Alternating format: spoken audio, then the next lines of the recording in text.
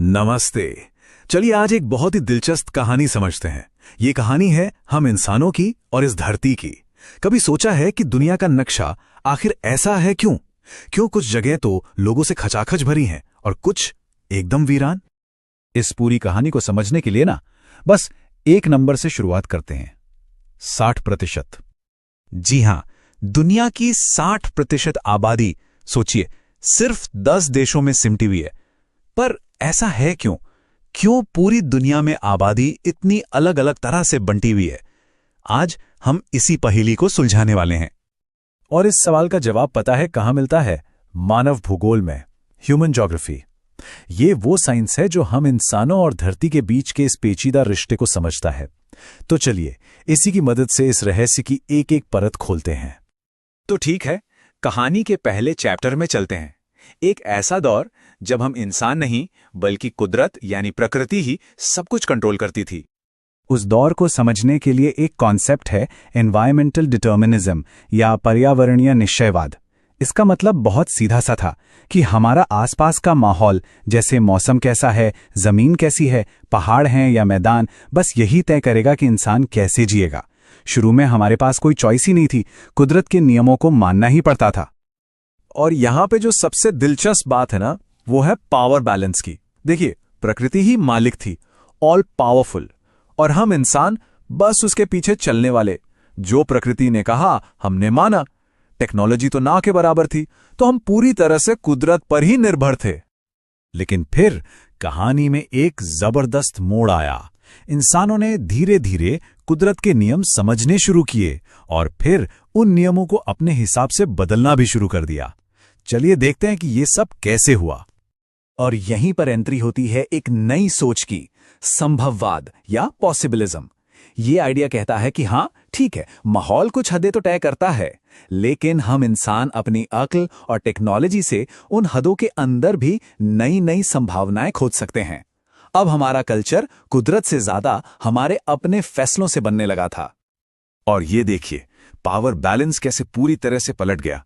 अब हम इंसान निर्माता बन गए थे, आर्किटेक्ट, और प्रकृति वो एक खाली कैनवस की तरह थी जिस पर हम अपनी कहानी, अपनी दुनिया की तस्वीर बना सकते थे।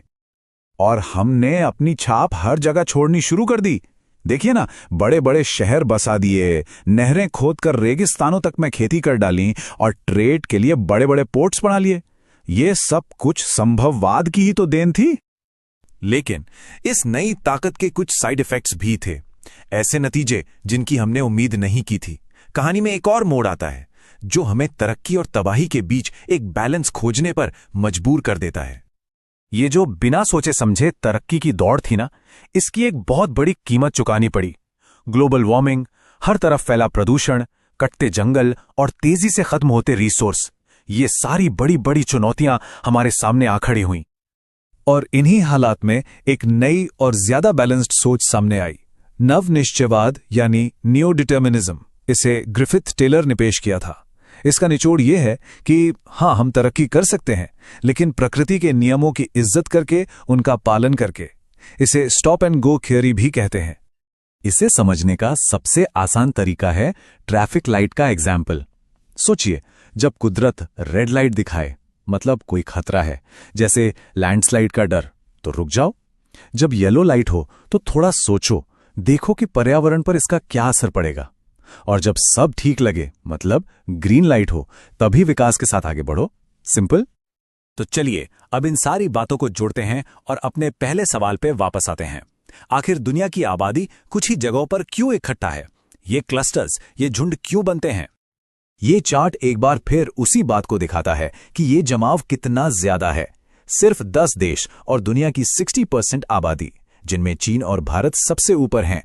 मतलब ये कमाल का कंसंट्रेशन है। तो सवाल वही, ऐसा क्यों है? जवाब यह है कि लोग झुंड में इसलिए रहते हैं क्योंकि ये कुदरत के दिए मौकों और हमारे बनाए हुए संसार का एक मिक्स है।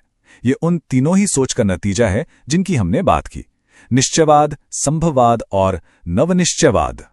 इसे समझने का एक और अच्छा तरीका है पुल और पुश फैक्टर्स। मतलब कुछ चीजें लोगों को अपनी तरफ खींचती हैं, जैसे अच्छी जमीन, पीने का पानी, नौकरी के मौके, सुरक्षा, और कुछ चीजें लोगों को किसी जगह से दूर धकेलती हैं, जैसे खराब मौसम, लड़ाई झगड़ा या बेरोजगारी। आज दुनिया का जो नक्शा है ना, वो इन्हीं खींचने और धकेलने वाली ताकतों का ही नतीजा है।